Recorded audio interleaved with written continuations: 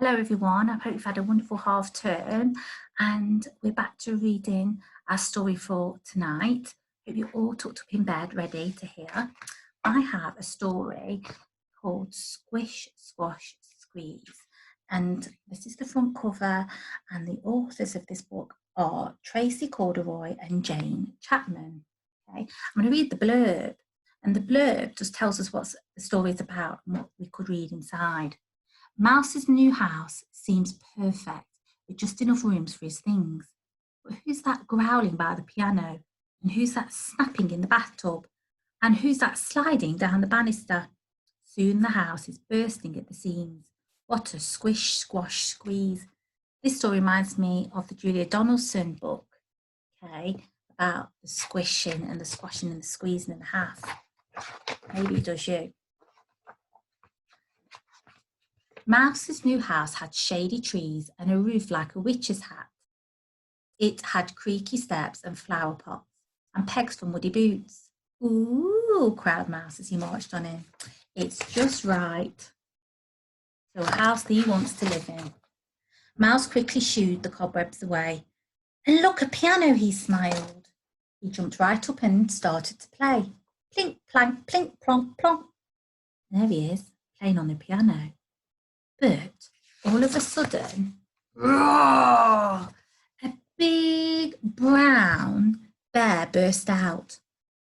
I'm a scary bear in a scary house, and there's no more room here, not even for a mouse. Mouse folded his arms. Oh, you don't scare me, Mr. Grumblepants. There's plenty of room. So, no more stuff and nonsense. With that, Mouse started to unpack his books. Bear, you can help too, he said. He was getting in to help. It's his house now, remember? Mouse skipped up his just right stairs all the way to the bathroom. But when he peeped round the door, I think there's a clue there, the tail we can see. Snap! A crocodile was crammed in the bath. I'm a scary croc in a scary house, and there's no room here, not even for a mouse. Mouse shook his head. There's plenty of room, Mr. Snippy Snap, he said. Now, my plant needs a drink, so please turn on the tap and no more stuff and nonsense. Bit by bit, Mouse squeezed all the things into the tiny house. There he is, unpacking what he brought to his new house. Only 2 more rooms and 2 more boxes, he said, trotting through the hall.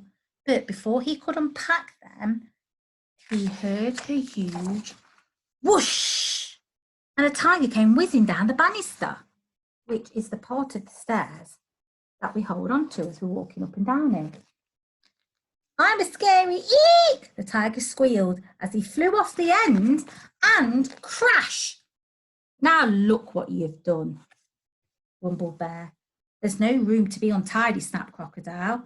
I just went too fast, Tiger sighed. I'm sorry. It was quite a mess. Right, said Mouse. No more stuff and nonsense. Let's all tidy up and then we can have some tea. I don't think Mouse expected there to be other animals living in the house that he is now living in. With a wiggle and a jiggle and a squish, squash, squeeze, there was just enough room for the 4 of them. Budge up a bit, Bear, Tiger tuttered. Move your tail, Tiger, grumbled Bear. I need the loo, squealed Crocodile. Let me through. Just then, there was a strange rumble underneath the floor. Oh my, cried Mouse. What was that? Looking, thinking, what's underneath and happening? It sounded like something big, gulped Bear. And scary, gasped Tiger. Oopsie. Rumble, thumble, thump. It's coming nearer, Crocodile cried, his teeth chattering because he's scared. The noise grew rumblier and thumblier until the teacups jumped in their saucers, which is the plate at the bottom of the cup to have your cup of tea. It sounds like it's in our house, Tiger trembled.